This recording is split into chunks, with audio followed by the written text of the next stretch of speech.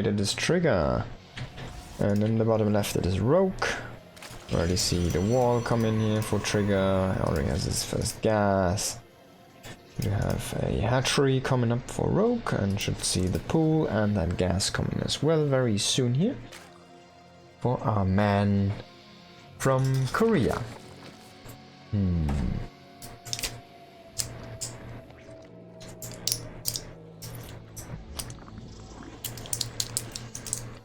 Let's see if I have the correct things here.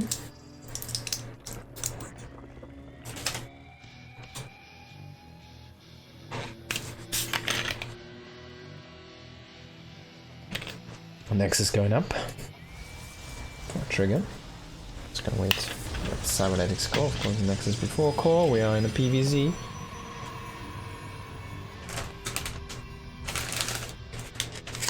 Where did all those things go? Damn, I had so many just a moment ago. Where did they go? Where did they put them?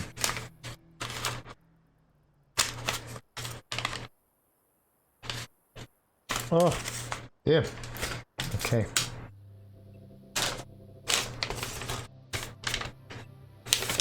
And these are the important ones. Okay. I got those. Now Overlord is gonna come in, it's gonna check this, of course. We didn't miss anything, it's a PVZ. The first 2 minutes are basically the same in most of them. There's like no big difference. Hurrah! 12 worker start. Definitely helping that one out. Could be one of the most stable openings. Of course, I'm talking about pro level gaming here, not about your casual ladder game. There might be a lot of differences there still, so happy for anyone who's gonna experience a lot of link floods or something, I don't know. There we go, I found it.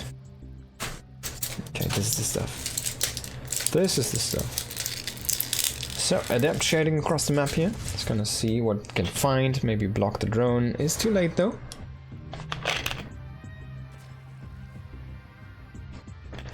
And it will only shade scout, so it doesn't commit in.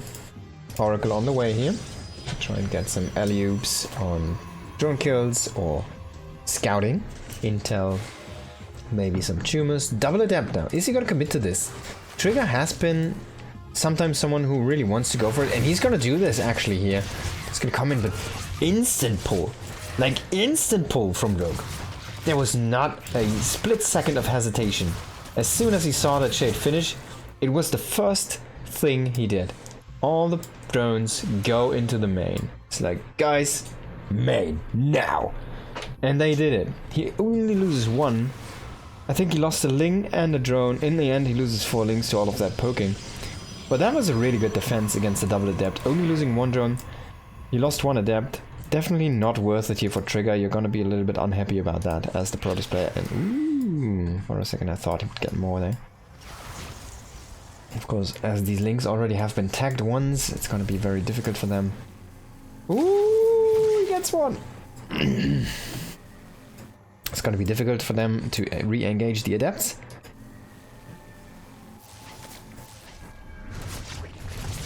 Now, Triple Queen is gonna push away the Oracle. That's sitting only on 1 kill though, so it's not that impactful. But of course, you're gonna be happy with like even 1 kill. Second Oracle coming in, it's gonna... What? So he gets, with the first one, he gets another drone there.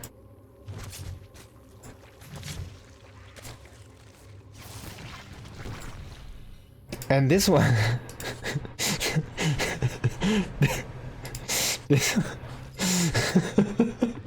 this one did damage. A creep tumor and a drone. Like, that's gonna be gone in the next 50 seconds, all that damage that it did. The most unimpactful Oracle I've been seeing in a long time. Even though it shot at things, it just like tagged them. And it's not like there's anything following this up, so it doesn't do anything. I'm not sure if I like this commitment. There were already links in place. He has 5. He wants to trade them. He did click on drones. He still gets some with the Oracles here that were transferring, so 7 drones do fall in total.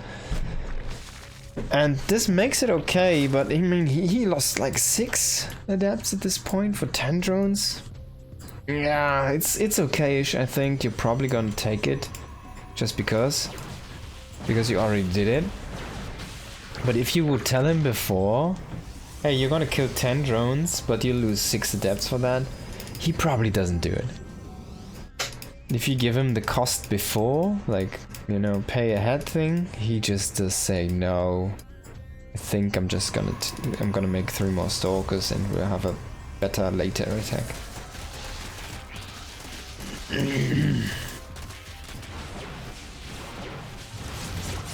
Now Lings are doing a counterattack, and we do have a push at the front. There's a stasis sword. Can he get the queens into the stasis trap? That would be an infinite. It feels like they are so slow off creep. They would take like ages to get in the trap and ages to get out. Oracle's going in a little bit too deep here, maybe. Oh, he loses the first one. Almost loses the second one. Is it the bait though? Come into my stasis trap, stasis trap, stasis trap. +1 is gonna be finished here. That's an awful fast +1. But these Lings are doing so much here on the other side. Still though, trigger is not broken in the front, but the Hydras do show up. Ling Hydra swarming in here right now. And the defense is made. Oh, as soon as Blink runs out, these Stalkers look so squishy. We will see a few more Lings come in, and that's sometimes all you need, like these 6 Lings to just tank a few shots from the Stalkers. In the meantime, your Hydras can just DPS these Stalkers down like crazy. And 4 bases for Rogue. Rogue is looking good. He's holding on, he's growing, he's making additional drones here and there, he's squeezing them in. And he's just not losing this hatch. He's not losing the position. Is Trigger gonna go for the snipe? I don't think he does. Let's kill all of these Lings. That was quite nicely done. Doesn't let them slip by. We do see a transition though into that infestation pit here for Rogue, who needs to add a few more Lings into this composition, I think. Look at how he's engaging with the Lings at first and then come in with the Hydras. Lings again inside the natural. Again, 5 more probes going down. And Rogue has killed so many probes, like the 10 at the beginning. Now we are 8, so I know that the earlier 10 they count more because they snowball heavily, but it's just so good for Rogue right now, and he's just not dying to this. He's just pushing this back further and further. We're getting into charge, but I mean there's no 4th base. He's not going into 4th behind this. He's just going into charge. He's going to +2, which is going to be nice. But it's 8 gates, right? Or 7? 10! Oh my F! So this is super committed. He's 10 gates. He wants to break Rogue, but Rogue is not falling. He's going into a freaking hive. He's not close to be broken. He's pushing this back to home, man. Back to Hollywood. We do have a Templar Archives coming on, so he's starting the transition, but just the lack of that 4th base, even though he has the position in the center, he has the center control, right? Why wouldn't you make the 4th base now? He has the money, he has this position, like why wouldn't he make the nexus over here, right? There's the space. Now Lurker's coming in, they're gonna burrow, and this is the moment where we need to see detection. All of these Stalkers are just gonna get wrecked. Like really hard. Doesn't have anything to reveal those right now. Even Zealots running in a little bit blindly here. They will trade out a few Hydras, but not too many. And all of the Oracles did get killed off, so he had to remake one for some quick detection here. Finally he's gonna start to take their Nexus. But that's awfully late. Like we're at 10 minutes. We're at 10 minutes, and he just starts the 4th base. Now Rogue wants to have a 5th base come up soon, but he has like things going on. I don't know what these overlords are doing, but they look like they're trying to set up a drop, a couple of lurkers maybe into the main or something.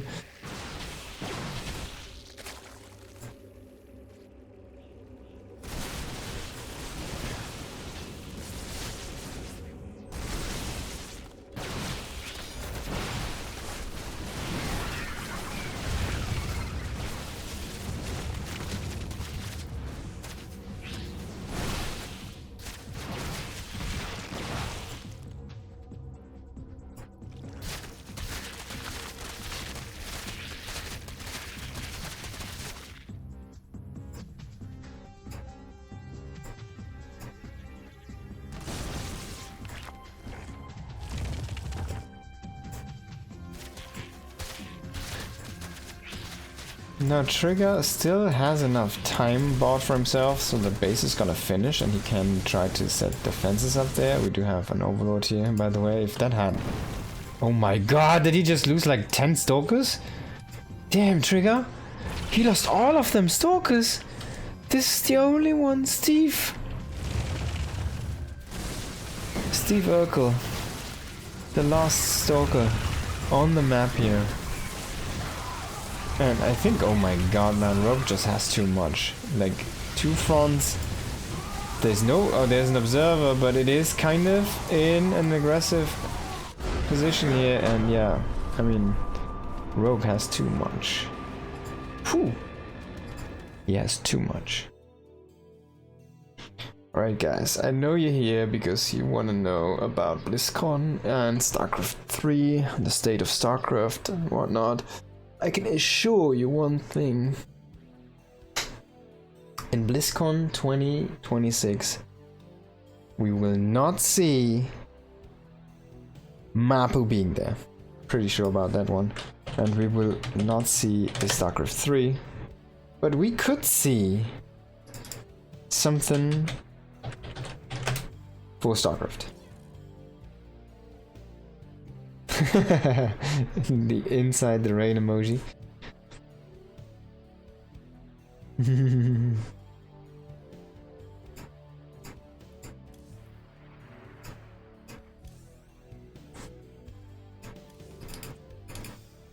But maybe you will see StarCraft 3 announced at BlizzCon 2027! Of course not. But we don't know.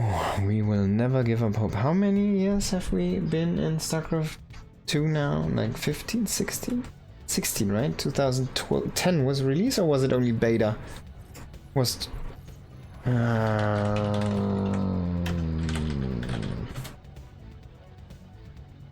Damn. In 2010, okay. So it was 2010 in July, okay. So we're in year number 16. So we passed... We need 4 more years, ladies and gentlemen. 4 more years. And then we will get StarCraft 3. I'm pretty sure. Of course, Blizzard cannot let that opportunity slip. And they will have an insane monetization model that will work for ages to provide content and updates to content for StarCraft in the StarCraft universe, and we will get StarCraft 2 as a classic game, and then we will have the classics, and we will get support for that as well because it's the classics. Oh, that's gonna be great. So you just have to wait it out. You just have to wait it out. And StarCraft 4, 30 years after that, maybe. I don't know though. We're gonna probably all wearing those kind of goggles or something. I don't know. Super VR machines things. They're gonna be slimmed down to like a small button that you just attach to your forehead or something, like over here. And then we'll just produce images, full dive VR. Yeah, we're gonna be using those, and then we'll be like sitting inside, because you know why? So we can go inside the game. And we can sit inside a battlecruiser, and we can control with a computer and with a mouse and a keyboard from inside the battlecruiser on the battlefield for StarCraft 4. That's gonna be it. That's the full dive VR idea and concept of StarCraft 4. In 2050, sorry, 2060. That's some time. Am I able to cast that? I guess? If I don't die before.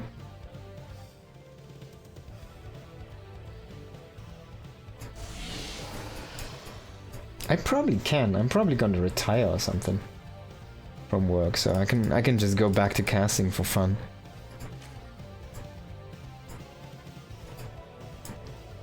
There's not gonna be any retirement funds, so I'll have to work until I'm like 90 or so. The welfare state is gonna collapse.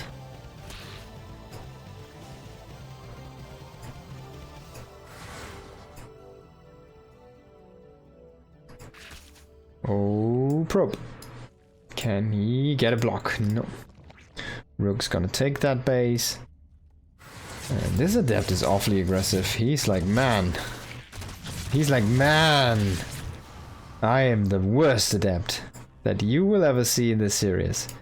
And he might be right. Because he just didn't do anything. He did damage 3 links. And let's have a look at what he saw. He saw a hatchery. Yep.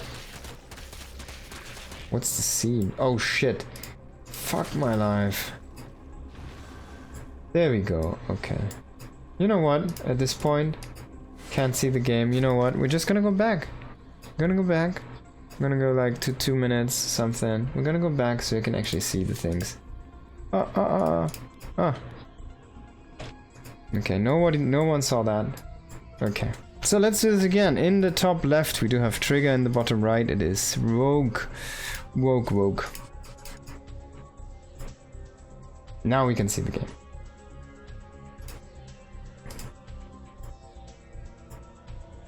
Professional observing. That's how it's done.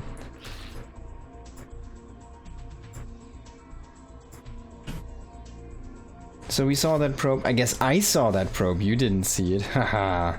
And he did not deny the third base, which will be this drone. So he's going over here now, and you can now finally see this as he takes the base. Now this is the adept I was talking about. He's coming in, and he's damaging the first link, he damages the second link, he damages the third link, and then he poofs away. And we're gonna confirm again his vision. That's it. That's the vision. He saw the hatchery. He saw it being injected. Definitely an important thing to do as the Zerg, but it's not an important thing to scout as the Protoss. But that's when you fire up 8 drones here as Rook. So, yeah, that's a really good advantage. And he's already overtaking the Protoss in the worker count, even though Trigger is on a very fast expand. Like, you can't get it faster done than 3 minutes 30, really. So one of the first, like, usually we see 3:32, 3:34 or something are like very common timings for the super fast one. This one was almost at 30. It was like, this guy, he, if you have ever heard about mineral boosting, he's doing that in the early game. And what is that exactly? You ask, hey, what is mineral boosting? What is that kind of thing? Am I cheating here? Is that something going on in the game? Is that allowed? Yes, it is. Is it cheating? No, it isn't. What is it? It is a clever usage of game mechanics. And it does work all game long.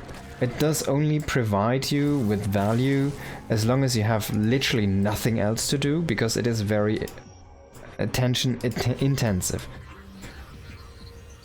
So what do you do exactly when you say mineral boosting Mapu? Oh, well, it is pretty simple. We're gonna have a quick look at this base and how the queen is gonna juke around the hatchery. And we're gonna quickly check these links if they can get anything done. And then we're gonna talk about the mineral boosting again. Maybe we can do it in the next game. I guess this one's actually picking up. But yeah, so we're gonna look at this base, right? So we look at these probes and see how they get slow when they get close to the nexus. And what you do when you mineral boost is you have them walk here, and then you queue them in a move command there, and then you queue the drop-off command to the nexus, so they will not decelerate because they don't have like a return command. The return command for the gather does have a deceleration built in, which is not there for the move command. It's gonna be full pedal to the metal until it arrives at its location if it's on a move command. So that's the difference. And what does it do? It does actually speed up your mining just a tiny bit. So your probes are gonna be faster between the mineral fields and the nexus. That means they will return the minerals faster. They will have less travel time, meaning they'll have more time to mine the minerals. It is a super tiny boost in StarCraft 2. It does more in StarCraft Brood War, where the same thing is possible and it is the same mechanic that works at that moment.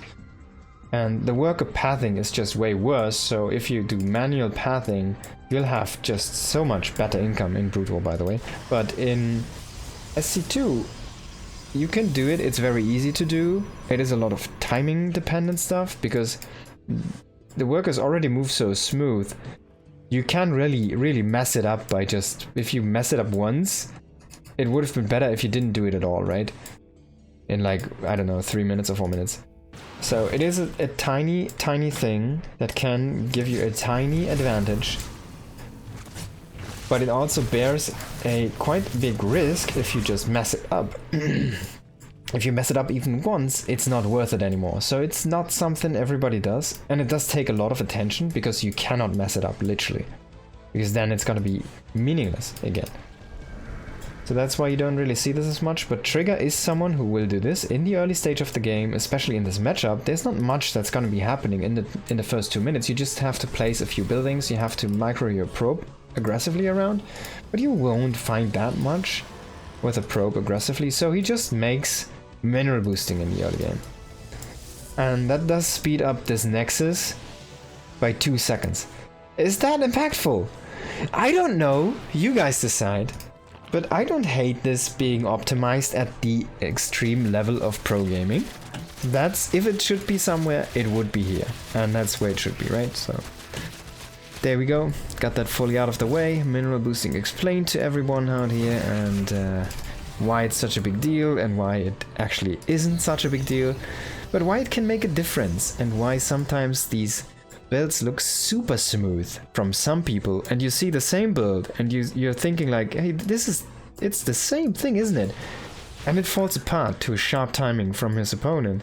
But this one doesn't to the same. Oh, this looks kind of funny. And that's why. Now you know why. So he's setting up stasis traps in the flanking areas. So if Rogue tries to flank from a different side, he will flank from the north, but there's also a stasis trap. So if he tries to flank from the west, he will get caught as well here. Oh shit. Ah! There was some Banes. Some pain with Banes. We will also see some pain on drones here. Can Rogue defend this? It's a double Colossi. As I said, the flank's not really doing much, but it's only single link, so it kind of diffuses these stasis traps, excuse me. Colossi are insanely powerful against this Hydra-Link Bane composition. Of course, every unit is a light unit here. That means the Colossus does do the bonus damage. We can check that damage. It is 17 against light. It is 2 attacks. That means that's 34 damage per hit. That means, like, on +2 they will one-shot links. They don't do it yet, but on +2 they will one-shot links. And Banes? Banes are also light, right? Oh, where's the Bane? No, they're only biological, so they only do 2 one-shot links, but they are so big against these Hydras, man. Look at that. Rogue, he cannot find a defense, and as good as that first Adapt card did look, the follow-up push was a little bit too sharp. And maybe those 2 seconds on the Nexus with that mineral boosting, maybe that was what allowed this super sharp timing to be as explosive as it was. And there we go, massive pain for Rogue in this moment. So he will be down in this map, and we will have us an even series again.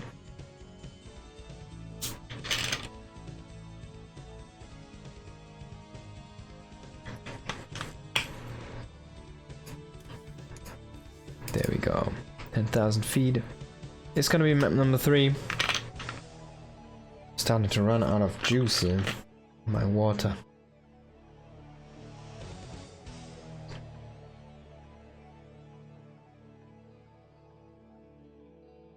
I'm all out.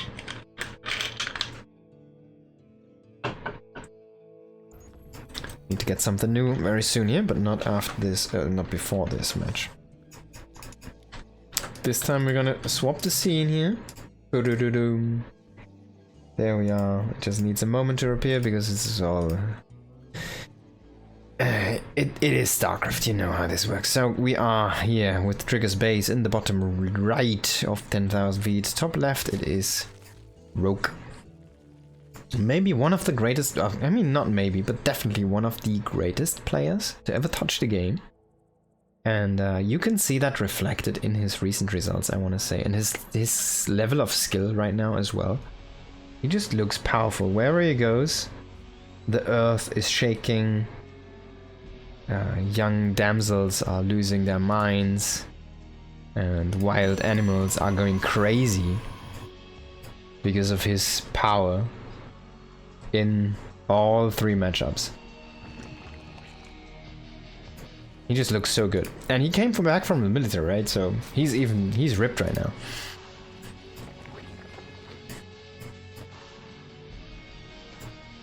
And think on that, like he's ripped and he used to be called Sexy Boy.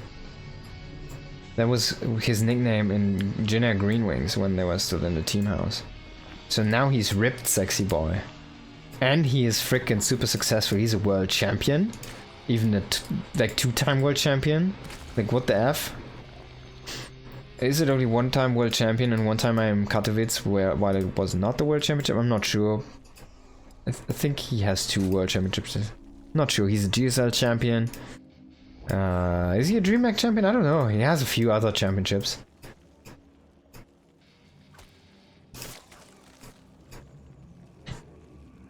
I mean, if Faker wouldn't be a thing, this guy might be the next one in line to take that spotlight.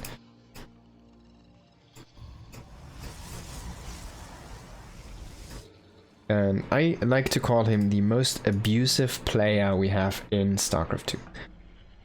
Because he loves to abuse strategies, players' ticks and quirks, like how they like to play and how their scouting patterns are, and he sees openings in those, in the big cotton of the universe and the weaving, the pattern of the weaving.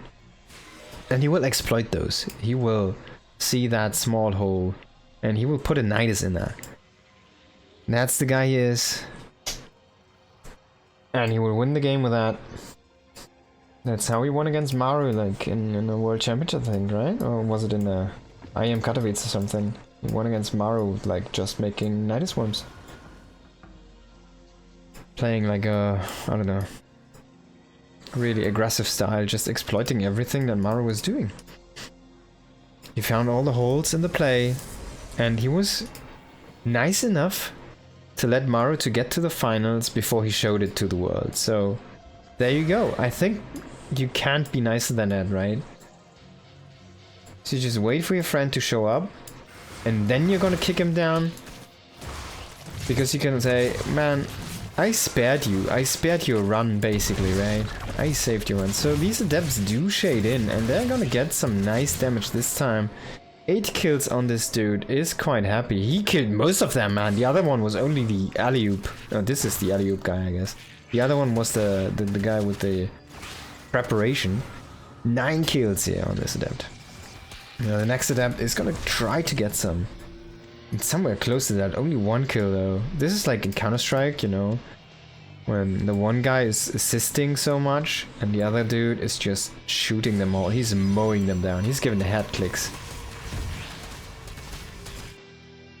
Is he gonna shade in again? He does, but already evacuated here, and the body block on the high skill Counter-Strike player there.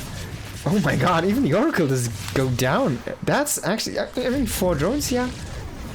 You're not happy to lose 4 drones, but you're happy to kill the double adept and the Oracle. If I could get an Oracle, I'd sacrifice probably 4 drones for that. I'd be okay with that. But if I can get 2 adepts on top of that, yeah, I'd take that any day. And even though Rogue is right now down on drones, he will be up very soon here. He has nothing to fear. There's only 1 adept and 1 oracle right now. And they are so busy defending these links inside a main base? Think about it. How often do you say that at 5 minutes in the PvZ? Right? Am I right? Yes, I am. You didn't say that much. So he has all day long to make 10 drones and then 10 more drones and then 15 more drones. And there won't be anything coming across the map that's gonna hurt him anytime soon. Because Blink, it just started. +1. It just started. There's no follow-up coming anytime soon, so Rogue already propelling himself into a very nice mid-game here. Lair on the way as well, +1 melee, so he's kind of anticipating a Stalker transition here from Trigger, and that's exactly what's coming in, the Blink Stalker. So that's a nice read here by Rogue. Ooh, the Spore there. Man, they do get a good scout, but honestly, I mean, okay, so he's gonna kill a couple drones, yeah, thank you. But he still does miss the Evo. He does see the lair, but he doesn't get the Evo, and that's actually a very big scout that he's missing there.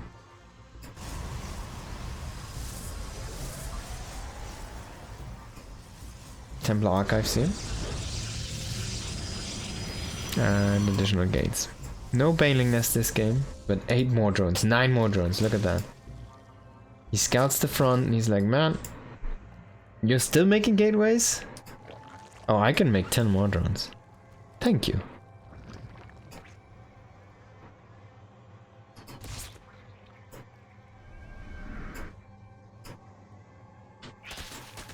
Can he get that gas? He's gonna just walk away. It's the Overseer now here. Try and get a scout in the main. Maybe he wants to get a goop on this one, but I think the timing is not going to work out. The Overseer is not going to have enough energy, as the goop is very expensive these days. It used to be super cheap, but no one used it because everybody was so busy doing everything else. But yeah, he's not going to be in time with that goop. And then eventually, I think, I don't know who was it, but someone just started doing it every game. It might have been Sarah, it might have been Rogue even. They're just starting to goop so much. I think it was mostly in ZVZ where they started to goop so much. Ooh. You never want to lose those. Like, especially with this Stalker push coming up as a follow-up. You need those stasis traps, even in the defensive world. Now he has no oracles, he has no tags. He has no way to monitor the army movement, he has no stasis traps, and he has no idea of this infestation pit. Yep, he didn't see it.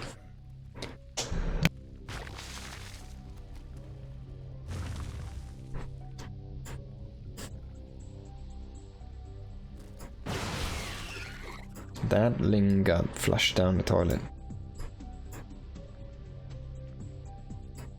So infestation pit is done. We have the lurker den as well, and we actually go into Stargate and the Fleet Beacon. Now I even dislike it more that he lost the oracles, because you kind of need the oracles if you want to play Tempest. If you want to play carrier, you like for the carriers, you either want to have to attack on the army basically every time, so you can kind of reposition yourself in time to fend off the attacks. And with the Tempest, you want to have it to keep on poking, so you need those oracles, and he lost all of them, and he needs to buy probably a couple more, because they are so good. It's a waste to not have them.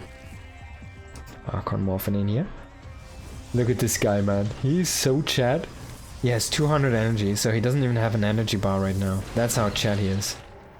He has never used Storm in his life. He still knows how to do it, but he has never used it before. He has never used feedback. He's just one of those guys who are holding their hand high, like, hey man, I got the Storm, I got the power. I'm ready. Where are you? Ready or not, here I come. Where are you? You can't hide. So he has a very good setup, I want to say here. On the left side, he's really trigger happy on that Storm. Yes and no. And on the right side, it seems like Rogue is just not pushing in yet. Oh, I want to see a Storm like from here chucked over to this location. Oh, he's coming. And he's making, yeah, that's a good position for the Storm. This guy, man, still with a 200. But this is the moment where you kind of want to have those Tempest out, and you want to have those Oracles, so you can actually see these Lurkers from afar. Oh, this is gonna be a good deny, yeah. But what? What? Why would he not kill the base. Everybody else is going and he's finally like, yes, this is my moment. Now, finally, he does cast Storm, but look at him. He was so trigger happy that he missed everything. He missed everything with that Storm. And look at how many oracles are here and how many attacks on this lurker. Exactly, it's no. No attacks. Now, Ultraless Cavern. Spire. +2 missile, +2 attack. The lunge forward for the Hydras. The Adaptive Talents for the Lurkers. 7 more Hydras. 4 more Hydras. 6 more. 4. Hydra, Ling, and Lurker. Everything. 4 more drones even. 3 spines only. Missing 1. There's the cloaking field. But we do have an Overseer, which is not being killed off. Could be sniped down by the Tempest. But there's also a Ling running into the main base. He's trying to kill these Stargates. Does he actually have a general? No, he doesn't have a general. So that's something he needs to fix. It's a very important upgrade for him. He's making a lot of Lings. And if he had a general, he would have killed a couple of those Stargates probably. Yeah, I'm pretty sure he would have killed both. And those are expensive. That's like 300. That's a lot of money. Oh god, look at that queen being burned down to ashes. There's a knight is now coming in. Tempests are here though. A Tempest can shoot down knight quite fast. But not as fast. Like one Tempest is not going to be enough. He's pulling back. I think he didn't realize that he didn't kill the knight. There is a bunch of Tempests coming back though, and they will find the target. Well, those storms are quite decent there, creating a lot of dead zone there in a choke point, and a recall over to save the rest for sure. So we do have a bunch of Tempests come out now. And 1 carrier with this army and 1 mothership.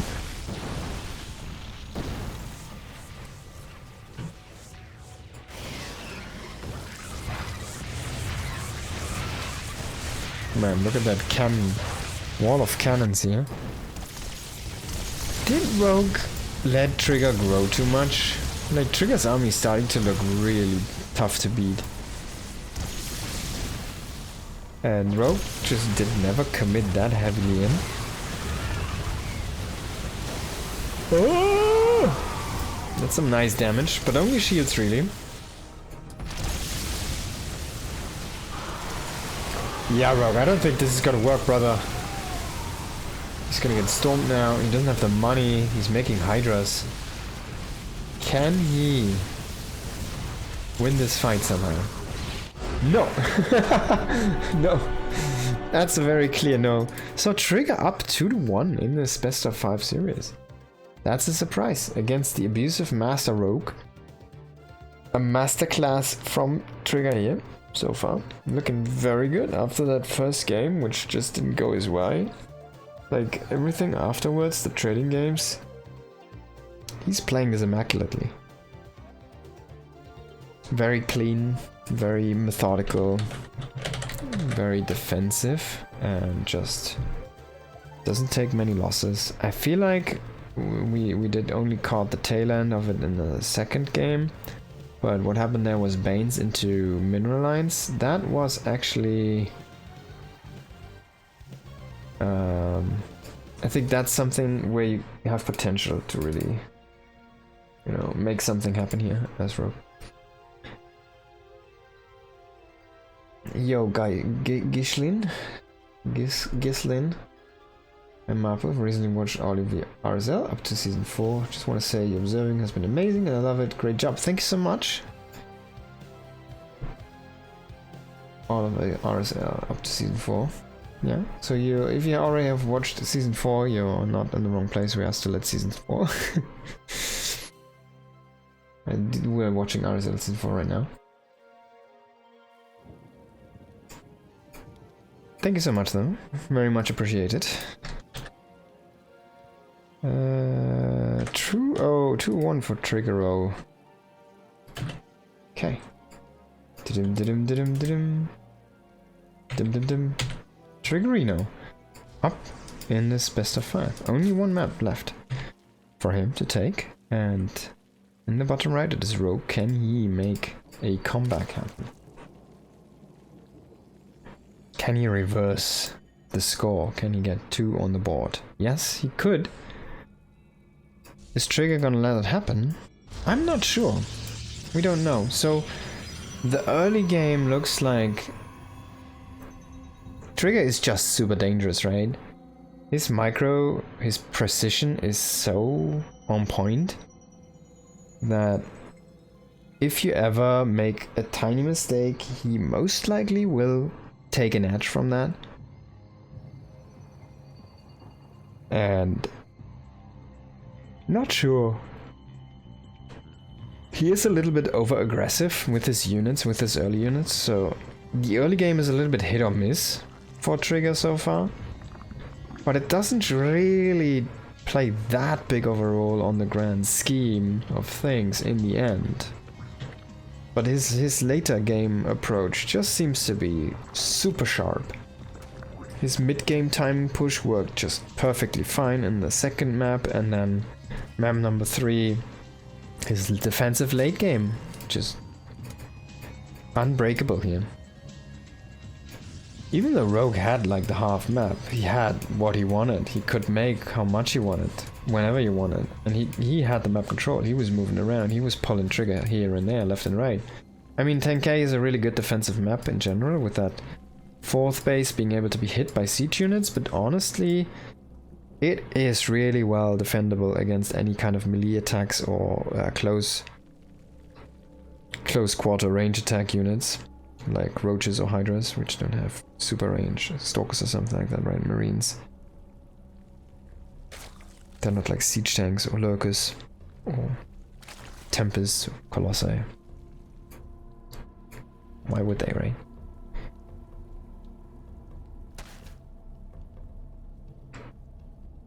So let's see how this one's gonna unfold. We're of course gonna get that Stargate again. Gonna get the adepts again. We're gonna get 3rd bases again. Okay, let's see. Oh, let me see if we can still have some mineral boosting. I think it's only in the first minute or so. You might be able to still see this. He's doing this, but I guess it only does a little bit. He's not doing it right now because he's busy scouting. I think he only does it in the very first few moments of the game. Just chrono booster now. Yeah, we don't see it happen anymore. We can check for it in the next stage, the next game. If there's gonna be another one, we don't know if it's gonna happen. We don't know if Trigger wins this one. He doesn't have to play another one, so that could be one way. 3 minutes and 33 seconds. I am disappointed, Trigger. Color me not impressed after the 3 minute 30 Nexus last game. 3 seconds later? Are you for real? Where is the optimization? Okay, only joking here. Of course, quite fast Nexus again. Very clean opening here by Trigger. Oracle is across the map. It's not going in though, it's very passive. Especially considering how he has been playing with the Oracle so far. They've been thrown in as well with the links, so definitely this might be the most passive opening we've seen out of Trigger yet. In this series.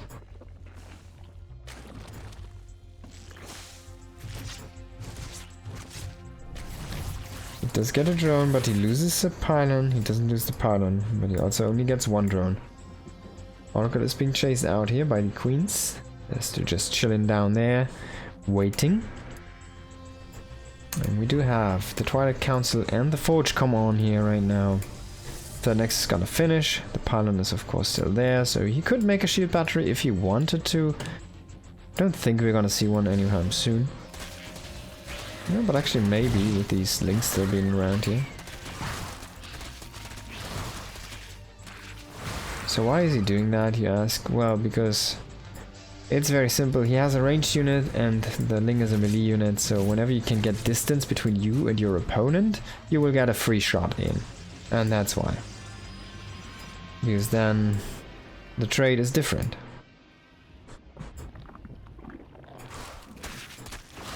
Now this is a nice round by Rogue. Let's catch all of these 3. And a couple of probes here. And it was really only a handful of links, like maybe 12 or something. It wasn't really many links, so quite nicely done here. Stalkers do not see this overload.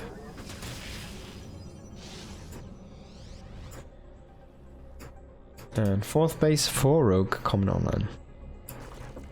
Again, +1 melee. This time though in the frontier. Was it seen though? Yes, it was actually seen.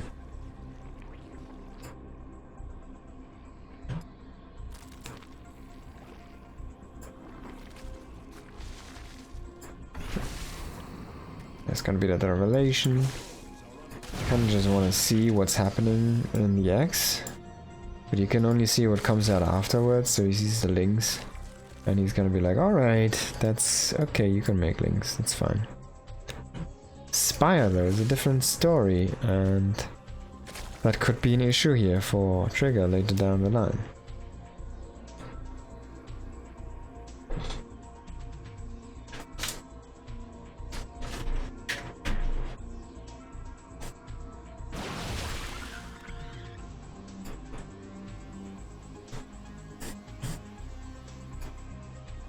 Blink +1 are gonna finish. Storm as well, about to be done. And Trigger might play just another defensive game. There's the Changeling. Oh.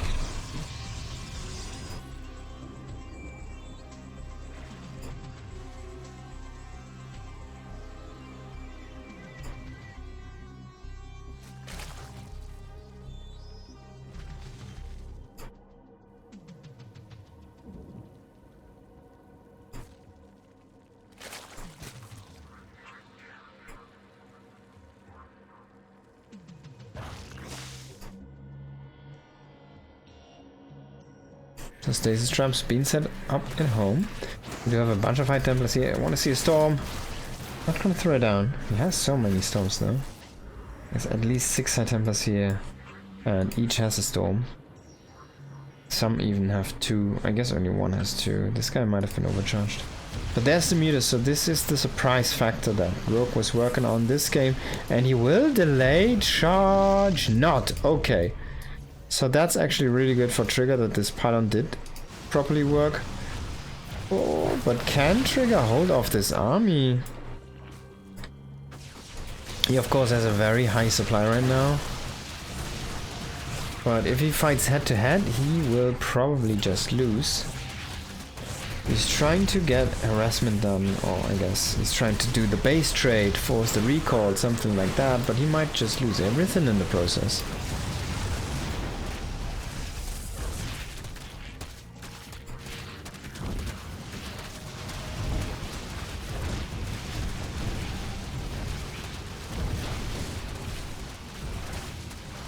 Forty probes have been already killed here.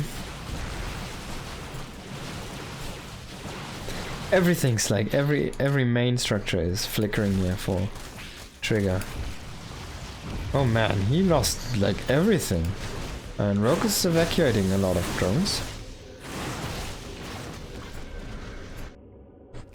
You see the links go to work on this Nexus here. Is Rogue actually gonna... Oh, is he gonna kill it before... Yes! That's bad. That's bad news. I'm sorry, Trigger. He has 0 probes and he has no Nexus. He just got the ground weapons denied on +2 as well. That's big because there's +2 melee. And look at that. Hatchery, hatchery, hatchery, hatchery. Well, this is not looking too great, but there's a lot of hatcheries. There's even a drone over here.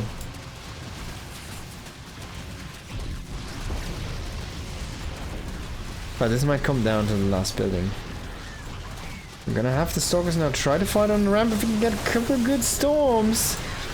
Sometimes that's all you need. The Mutas come in though, they're gonna kill the High Templars, even the Queen walking randomly back to this place here. Just pass through. I'm just passing by, don't mind me. And there we go. Rogue is gonna take this 4th game. And he will be able to play the 5th game because of that. So that was well done by Rogue, I want to say. A really good timing on that base trade, a good execution on it. And yeah, snapping that kind of last Nexus was a really good choice, I feel like, because I like leaving it at first and then coming in later for the kill. Because in the end, that was the Nexus that was the furthest out. And it did do a thing. Excuse me. It did do a thing which it kind of kept the hope or the calculation for Trigger in the game, like, oh, I can always recall, right? But that was +2 links already. So the Nexus was already, it didn't have shields and it was only at half health, so it only had like a quarter of its original values, number values, numeric values. So yeah, just coming in with the links at that time and like, alright man, we can just click this down faster than recall goes off, so you can't come home anymore. But you think you can. So you're gonna be overly aggressive on the other side. And then I can just kill you because you're gonna be walking back and I can kill all the buildings at that time. And that's exactly what happened. So, pulling even here. Very well done by Rogue. Rogue. In the top right, we do have Triggerino. In the bottom left, it is Rogerino. Playing on Celestial Enclave.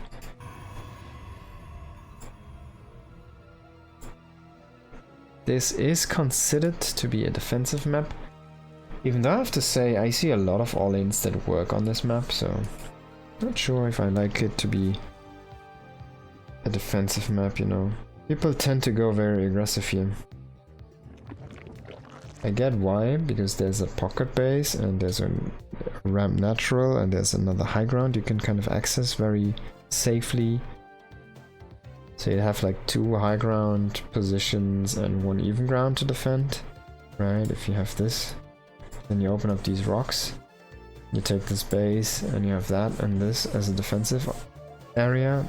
That's quite nice, and you are faster in the rotation because if you open that one, you're faster from here to here than on the outside, which is a little bit of a walk around because you have to go from there like here, over here, and then there, and here, and then finally you're here. So there's a little bit more turning. So it's like if you ride both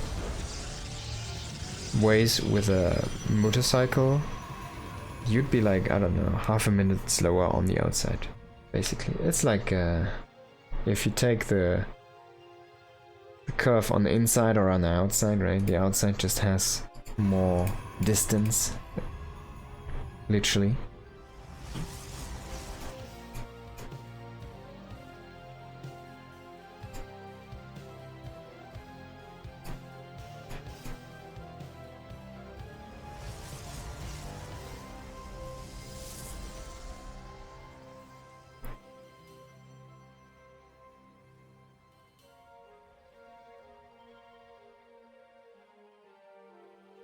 So again, 1 adept to rule them all, the Stargate as well. So nothing new from Trigger here. His first few minutes of the game are always gonna stay the same. It's always gonna be that adept pressure into, or potential adept pressure into the oracles.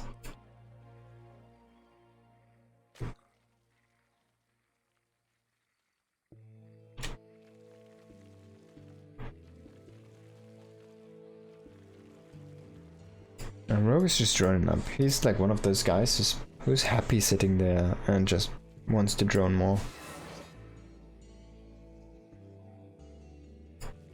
But as I say that, like, to anyone who is not that much into playing StarCraft and just likes to watch it, or just sometimes occasionally plays it, why do you like do that, right? Why not proactive, aggressive on the map? Okay, yeah, that's one way to play. The other one is the defensive, or one other way is the defensive one.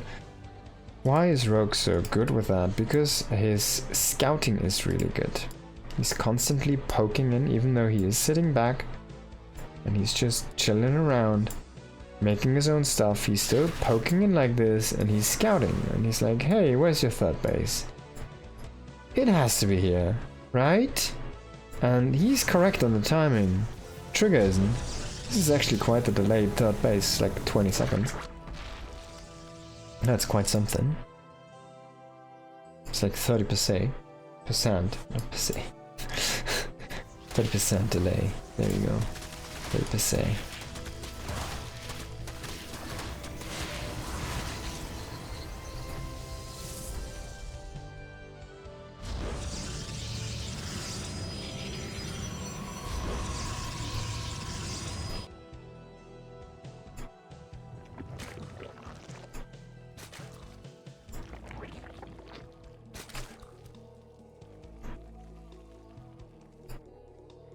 So Void Ray is chasing out every Ling and every Overlord that it can find to make the map a dark and scary place here for Rogue. And we do see the Twilight and Forge follow-up, so just going with his old standard. It feels like Trigger, if he goes into his defensive setup, he seems unbreakable. What happened in the last game, you ask? Well, he just didn't really get into the position he needed to be in, and he got out-positioned, then he got kind of outsmarted a little bit in the way that, hey, it's actually attacking time in your base, and not in my face. So, he didn't scout enough, he didn't find the mutas until it was too late. So there's all of these things working in conjunction to each other, and that would kind of that was what allowed Rogue to take that last game. And this time we're gonna have something new, a drop Overlord.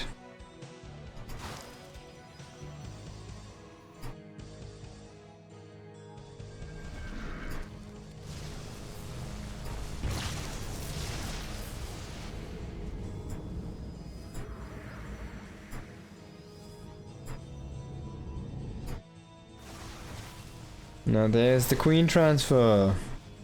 It's a German taxi! Let's go. Rogue is gonna all in the hell out of this. We do have the Drop Lord coming in. He has 3 queens in the backpack.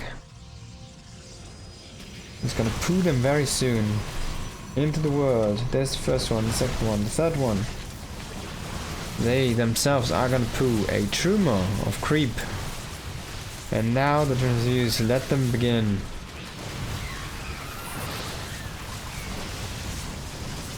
This might just be a little bit too much here for Rogue to overwhelm that, and I think Trigger's having a tough time here trying to hold this. Starting to fall apart. Shield batteries are there, but they're not in time, so actually they're not in a good position to heal this army. Trigger did not find a good angle to defend his base, but that's his third, he needs to save it, he cannot lose this one. That being said though, this is a very committed attack. 53 drones, and there's none being made after this right now. So if this doesn't work, Trigger's gonna have the better economy and the better tech. And if you will let that happen, then it's just not gonna be enough here.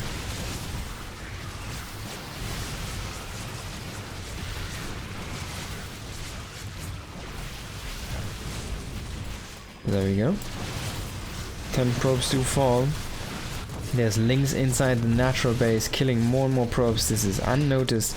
So even this is only 3 Lings, they are wreaking havoc right now. Finally they're getting fished out into the natural open ground here. And more and more reinforcements streaming in. 19 more roaches. Rogue did really wait for quite a while, so he didn't want to trickle in reinforcement waves, but he wanted to get a big one. He wanted his opponent to feel the hope. So we do see the queens die. That's actually a very good moment here for Trigger. He needs to push across the map. He needs to find out what's going on. He needs to find out the follow-up. He needs to see what's next. He needs to see the state of the game, the drone count, and all these things. And if he can, you want to take an objective with you. So he sees the space, he knows it's not not saturated. Man, that was a lot of useless damage. The creep is still around in trigger space. Oh my god, and now he's got it surrounded. Like, there's still creep over here. He's making a war prison to combat the creep.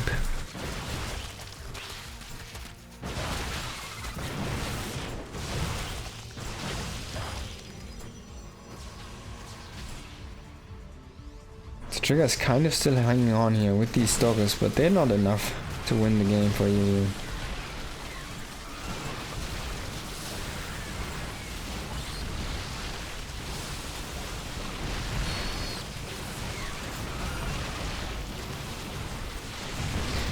Rogue, man, his army is starting to thin out. Can Trigger break him here?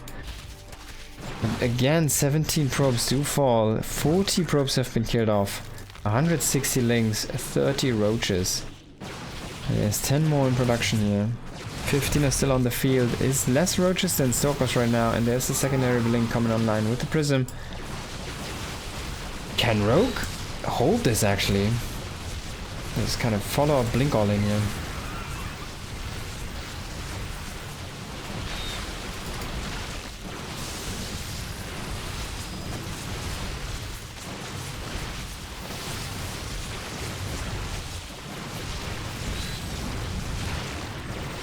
Man, Trigger's actually gonna outscale this, and Rogue is getting pushed back. I cannot believe. I was speechless there in the last moments. I cannot believe that Trigger managed to turn that one around. He lost almost the whole economy twice. GG, what a game. Wow. Rogue ran out of gas, and how he did. But that was crazy. He almost had him, like... He had him, like, almost twice. And then Trigger's like, man, I still have 5 more stalkers. And 3 more here, and 2 more there. And then it's gonna be, because my blink micro is so good, it's gonna be 17 more stalkers. Whoa!